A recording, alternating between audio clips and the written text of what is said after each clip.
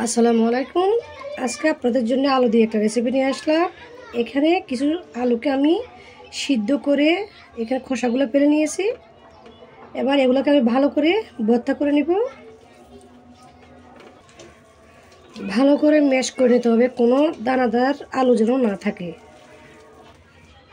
আলুগুলো ম্যাশ করা হয়ে গেছে। এবার দিয়ে দিব যে উপকরণগুলো আমার নাস্তাটা বানাতে তা দেখাচ্ছি। একেবারে ম্যাশ করে কুচি করে রাখা ধনে পাতা। এই ধনে পাতাটা দেওয়ার কারণ একটু দেখতে সুন্দর লাগবে নাস্তাটা, দেখবেন। দিব পরিমাণ মতো লবণ, দিয়েছি হলুদের গুঁড়ি, মরিচের গুঁড়ি, সামান্য জিরার গুঁড়ি। এবার দিয়ে দিব কর্নফ্লাওয়ার। ভালো করে মেখে নেব। আর 4টে লাগবে কর্নফ্লাওয়ার। চাইলে আপনারা এখানে সাথে সামান্য চাউলের গুঁড়ো দিতে পারেন। আলুটা ভালো করে মাখা হয়ে গেছে সব কিছু একসাথে। এবার যেটা করতে হবে,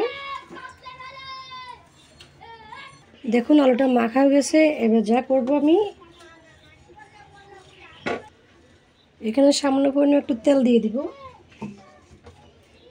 তেল দিয়ে ভালো করে এভাবে একটু মেখে নিব।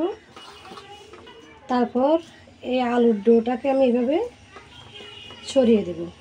যে বাচ্চারা আলু খেতে পছন্দ করে না, অবশ্যই এভাবে দিলে ওরা খুব খুশি করে খাবে।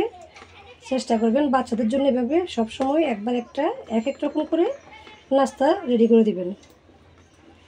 এবার আমি এগুলোকে ছুরি দিয়ে পিস পিস করে কেটে নেব। যেখানে তুলে নেব ওখানে আমি একটু এভাবে চাউলের গুঁড়ি দিয়ে দিচ্ছি, বা কর্নফ্লাওয়ার, ময়দা, যেটা ভালো লাগে।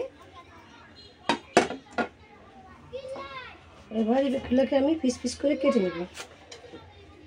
আর যারা আমি যেভাবে কাটছি ওভাবে কাটতে যদি কষ্ট হয়, এই যে সবগুলো আমি কেটে ফেললাম, তাহলে আপনারা হাতের মধ্যে একটু এভাবে নিয়ে তারপরে এভাবে লম্বা করে হাত দিয়ে এভাবে দিয়ে দিবেন।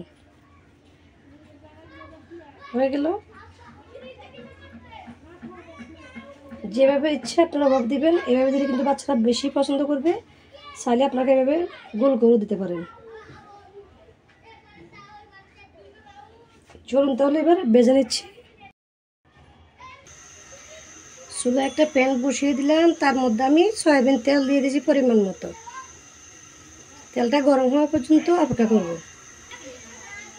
তেলটা গরম হয়ে গেছে। এবার আমি এখানে আলু দিয়ে নাস্তা রেডি করা একটা করে দিয়ে দিচ্ছি। বেশি জাল দিতে যাবেন না, তাহলে কিন্তু পুড়ে যাবে, ভিতরে হবে না। যখন এক পাশ হয়ে আসবে তারপরে উল্টিয়ে দিতে হবে।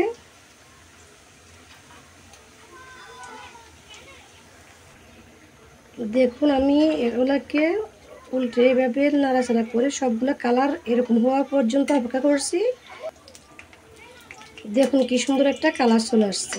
এবার চুলা থেকে নামিয়ে নিয়ে এরকম কালার হওয়া পর্যন্ত অপেক্ষা করবেন। একদম হালকা আছে, কিন্তু নাস্তাটা রেডি করতে হবে, না হয় কিন্তু পুড়ে যাবে।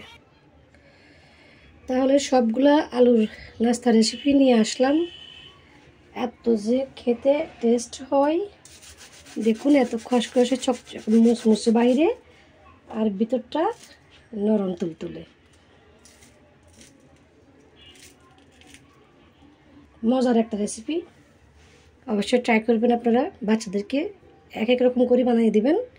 আমি আমার বাচ্চার জন্যে অনেক সময় অনেক রকম ট্রাই করি, তাই আপনাদের সাথে ছোট্ট রেসিপিটা শেয়ার করলাম। এটা যদি ভালো লেগে থাকে চ্যানেলটাকে সাবস্ক্রাইব করে এবং লাইক দিয়ে আমার পাশে থাকবেন। আল্লাহ হাফেজ।